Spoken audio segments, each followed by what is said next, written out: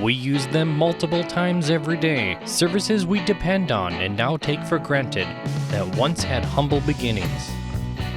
Establishing Bismarck's Utilities on History Talk, where we explore the people, places, and events that shaped our community. History Talk streams exclusively Thursdays at 10 a.m. on KFYR+.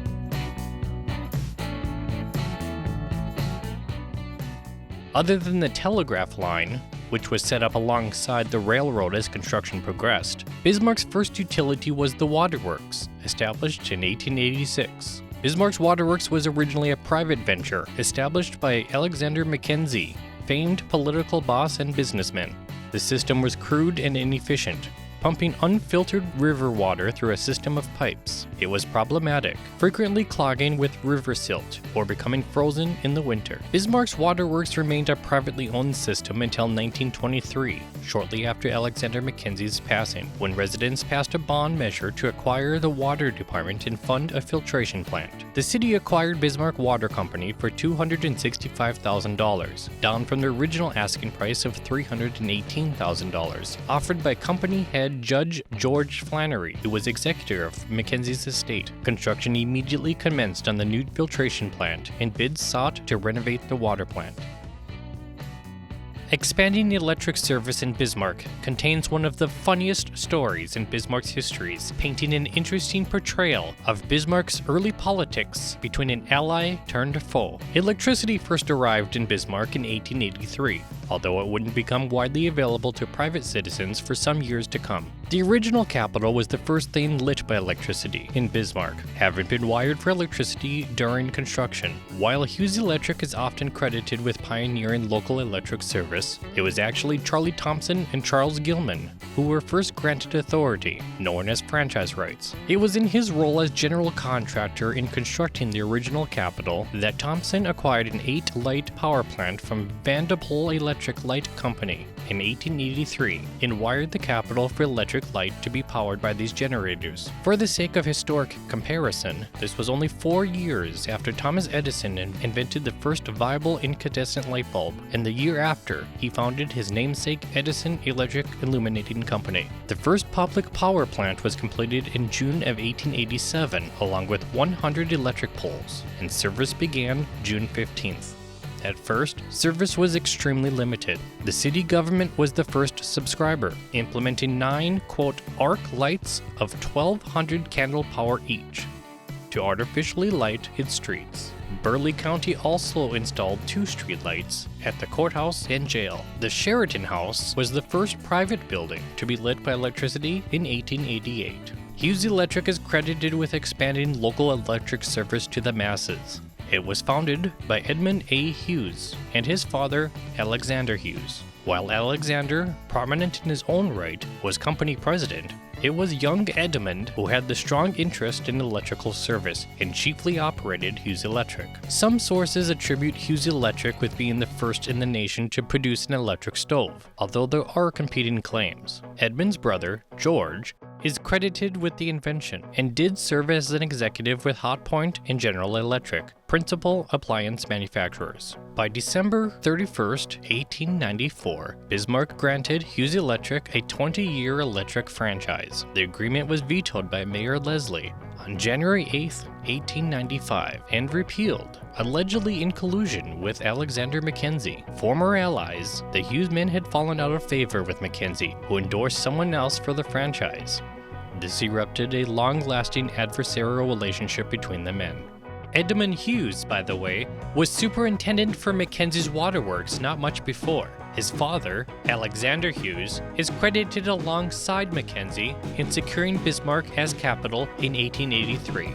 The city commission overruled Leslie's veto, but that didn't end the conflict. Like a pack of schoolyard bullies, the Mackenzie gang were unrelenting in their childish pursuit against Hughes. Later that year, the commission voted to expunge any record of the incident. Under the direction of Commissioner Edward Patterson, a Mackenzie ally who would soon become mayor, the commission introduced a new ordinance repealing the original that granted Hughes the franchise. Believing in his legal authority to prevail, Hughes proceeded with erecting electric poles and building a power plant on the northwest corner of Thayer Avenue and 4th 4th Street, on the site now occupied by the Wards Building. The wires were subsequently trimmed and the electric poles cut down, apparently under orders from Patterson and Mackenzie. In response, a lawsuit endured into 1896, when Mackenzie's efforts to undermine Hughes were deemed unconstitutional. Judge Amidon nullified the repealing ordinance, affording Hughes Electric the original contract, and granted an injunction that restrained the city from interfering.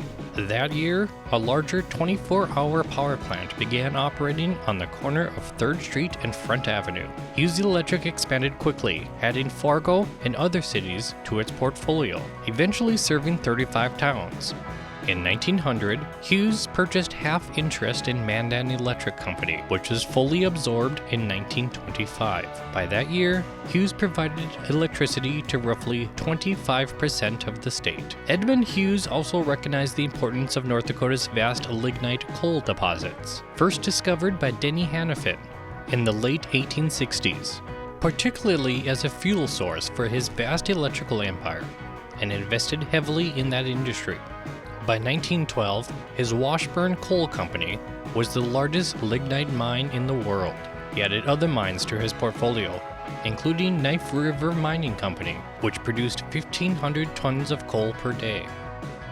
Hughes Electric and its subsidiaries were purchased by United Power and Light in 1928, which later merged with Northern P&L, based in Mobridge, South Dakota, before being sold to Montana Dakota Utilities in 1945.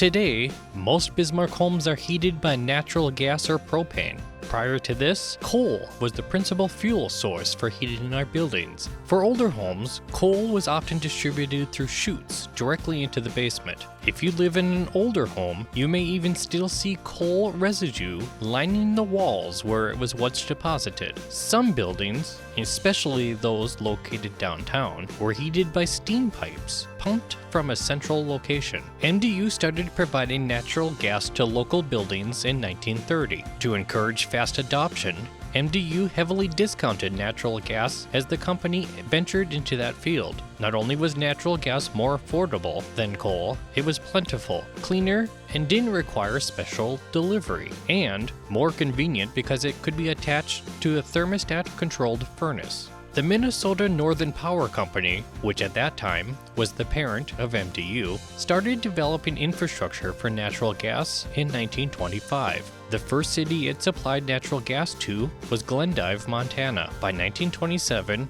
it expanded distribution to Miles City. By the time it expanded to Bismarck, the company had 10,000 gas subscribers across 4 states. MDU surveyed gas lines and obtained property rights beginning in 1928, completing the pipe network to supply Bismarck in summer 1930. But not every building immediately adopted natural gas as its heat source. It wasn't until June 1st, 1967, that MDU shut down its steam service and forced those customers to switch to natural gas. Telephone service arrived in 1901.